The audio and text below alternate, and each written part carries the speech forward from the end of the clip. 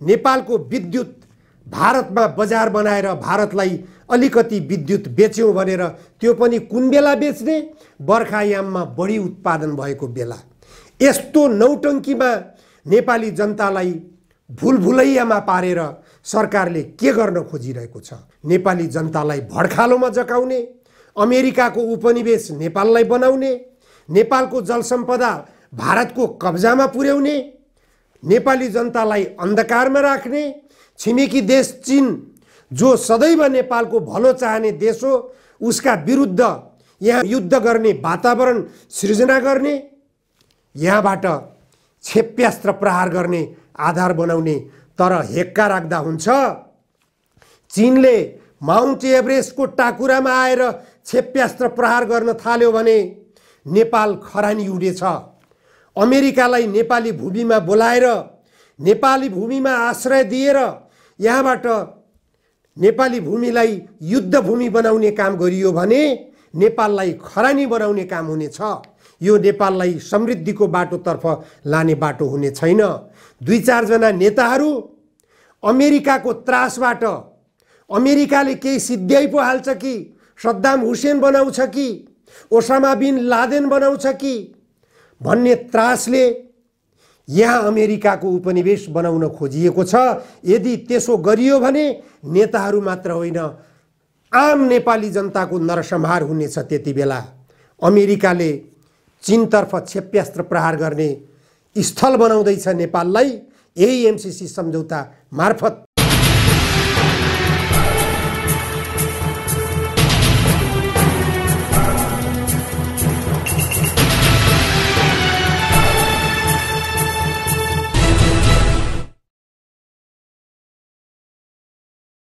नमस्कार।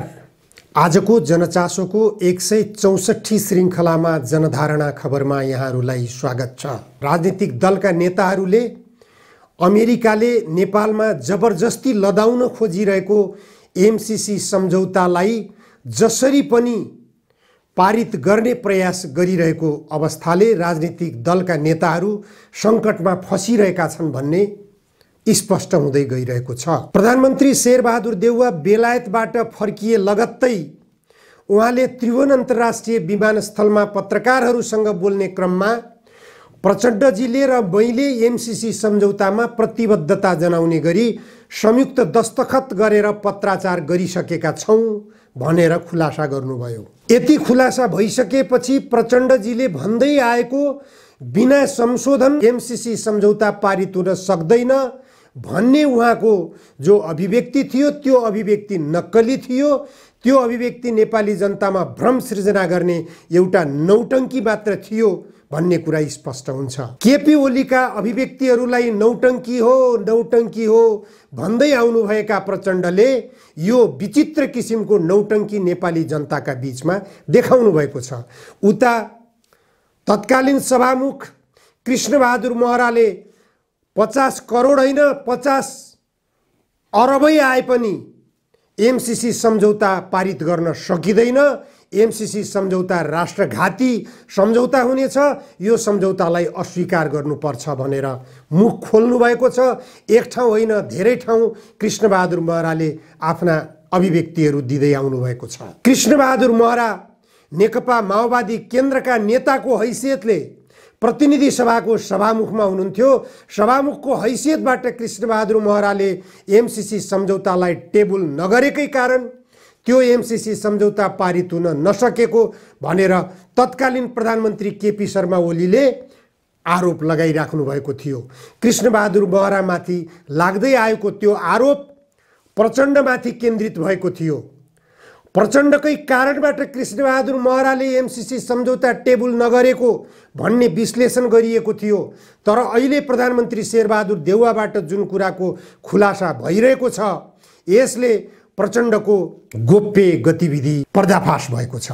यदि प्रधानमन्त्री शेरबहादुर देउवाले खुलासा गरेको कुरा सत्य हो भने कमरेड प्रचण्डले अब उहाँले भने झै आत्महत्या गर्ने बेला आयो।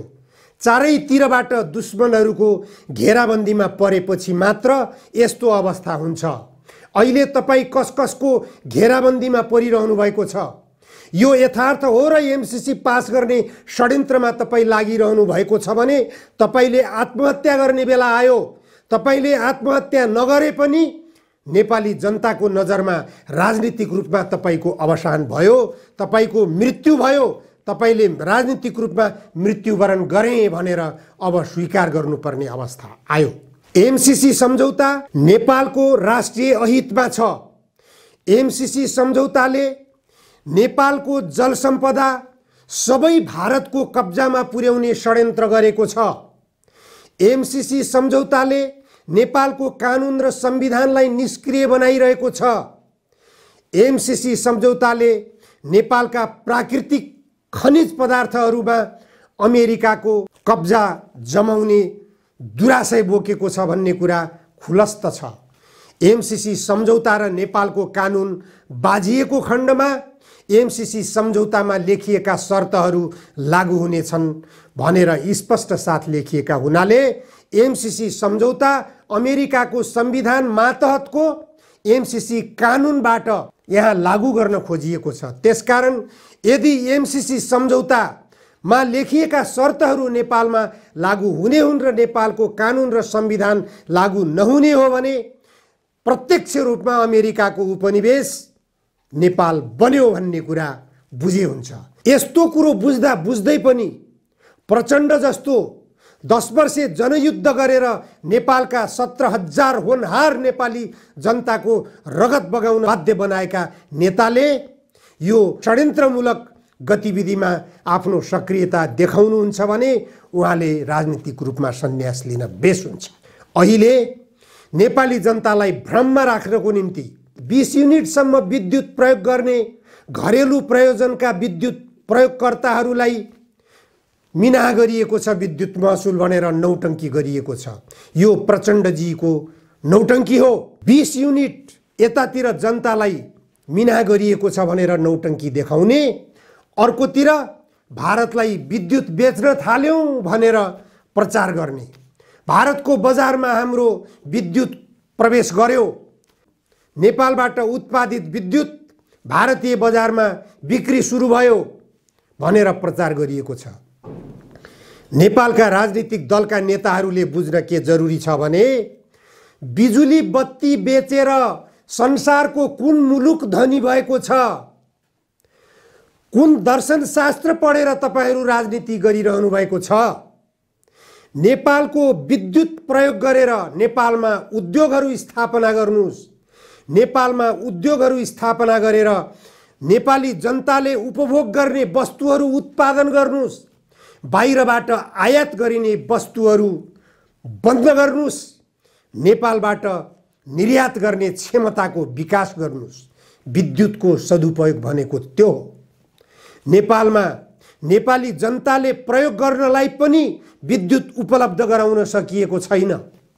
नेपाली जनताका भान्सामा भारतबाट सिलिन्डर ग्यासहरू बोक्ने गरिएको छ। अहिले पनि नेपाली जनताले बाहिर विदेशबाट आयात गरिएको पेट्रोल र डिजेलबाट गाडी चलाउनु परिरहेको छ। यो सबै क्षेत्रमा विद्युतको उपयोग गर्नुस्, विद्युतको उपयोग गरेर गाडी चलाउनुस्, विद्युतको उपयोग गरेर भान्सा चलाउनुस्, विद्युतको उपयोग गरेर उद्योगहरू स्थापना गर्नुस्, विद्युतकै उपयोग गरेर रासायनिक मलको उत्पादन सुरु गर्नुस् र नेपालको कृषिलाई पनि आत्मनिर्भर बनाउने प्रयास गर्नुस्। कृषि उत्पादनमा आत्मनिर्भर बन्ने प्रयास गर्नुस्। त्यो हो समृद्धिको बाटो, त्यो हो जनतालाई सुखी बनाउने बाटो। नेपालको विद्युत भारतमा बजार बनाएर भारतलाई अलिकति विद्युत बेच्यौं भनेर त्यो पनि कुन बेला बेच्ने? बर्खायाममा बढी उत्पादन भएको बेला। यस्तो नौटंकीमा नेपाली जनतालाई भुलभुलैयामा पारेर सरकारले के गर्न खोजिरहेको छ? नेपाली जनतालाई भड्खालोमा जकाउने, अमेरिकाको उपनिवेश नेपाललाई बनाउने, नेपालको जलसम्पदा भारतको कब्जामा पुर्याउने, नेपाली जनतालाई अन्धकारमा राख्ने, छिमेकी देश चीन जो सदैव नेपालको भलो चाहने देश हो उसका विरुद्ध यहाँ युद्ध गर्ने वातावरण सृजना गर्ने, यहाँबाट क्षेप्यास्त्र प्रहार गर्ने आधार बनाउने। तर हेक्का राख्दा हुन्छ, चीनले माउन्ट एभरेस्टको टाकुरामा आएर क्षेप्यास्त्र प्रहार गर्न थाल्यो भने नेपाल खरानी उडेछ। अमेरिकालाई नेपाली भूमिमा बोलाएर नेपाली भूमिमा आश्रय दिएर यहाँबाट नेपाली भूमिलाई युद्ध भूमि बनाउने काम गरियो भने नेपाललाई खरानी बनाउने काम हुनेछ। यो नेपाललाई समृद्धिको बाटोतर्फ लाने बाटो हुने छैन।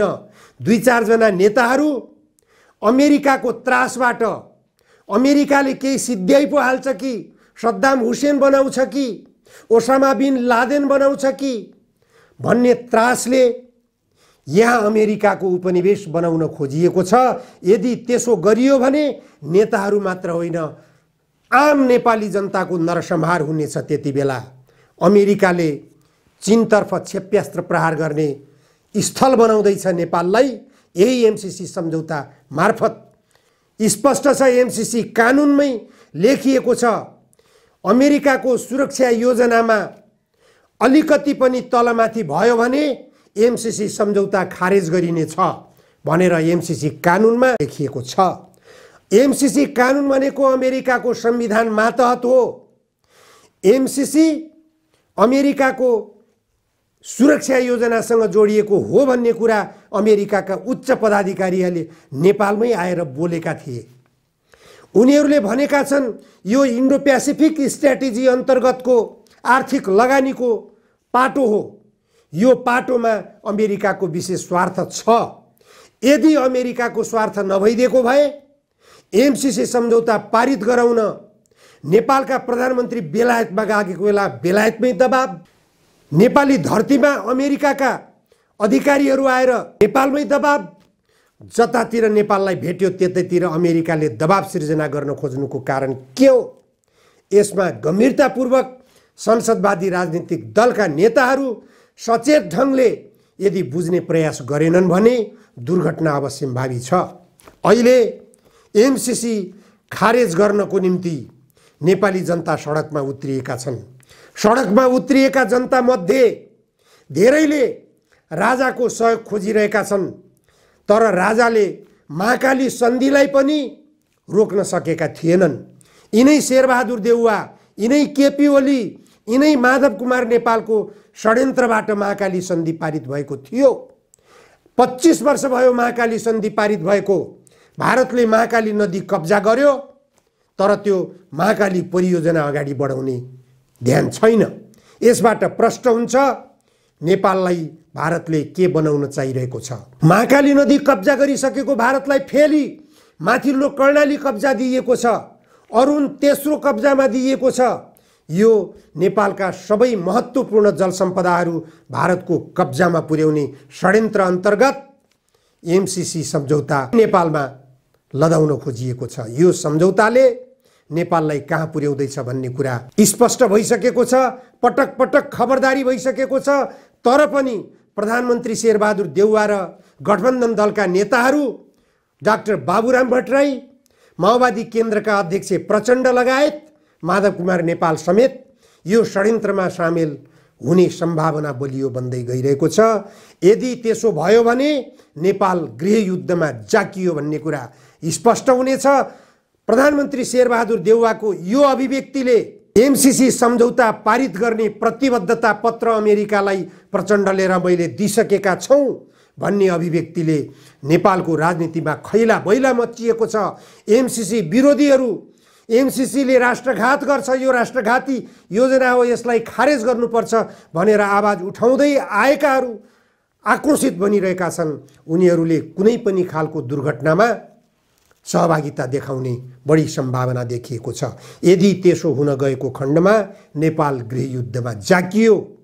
संसदबाट यसलाई पारित गर्न खोज्ने, पारित गर्न तत्पर रहेका सांसदहरू जिल्ला जिल्लामा काटिने सम्भावना हुनेछ, जिल्ला जिल्लामा उनीहरूका हात काटिने सम्भावना हुनेछ। त्यस्तो चेतावनी सडकबाट अभियन्ताहरूले दिइसकेका छन्। एमसीसी विरोधी अभियन्ताहरूको कुरै नसुन्ने, नेपाली जनताले सडकबाट बोलेको कुरो सुन्दै नसुन्ने, देशव्यापी रूपमा एमसीसी सम्झौताको विरोध भइराखेको छ भन्ने कुरातर्फ ध्यानै नदिने, षड्यन्त्रमूलक ढङ्गले यो सम्झौतालाई लागू गर्ने, यो सम्झौतालाई पारित गर्ने काम भइरहेको छ। यसले ठुलो दुर्घटना निम्त्याउनेछ।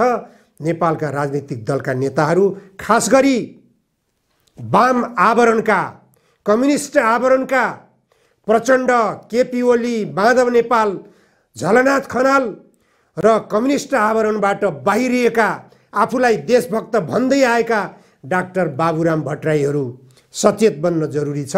17,000 नेपाली जनताको रगत यसैको निम्ति बगाइएको हो। झापा आन्दोलनको नौटङ्की गरेर सुतिरहेका परिवारका टाउका यसैको निम्ति काटिएको हो। अमेरिकाको युद्ध उन्मादलाई नेपालमा ल्याउनको निम्ति ती सबै नौटङ्की गरिएका थिए। गम्भीरतापूर्वक सोच्न जरुरी छ। हस्, आजलाई यति मात्र। धन्यवाद।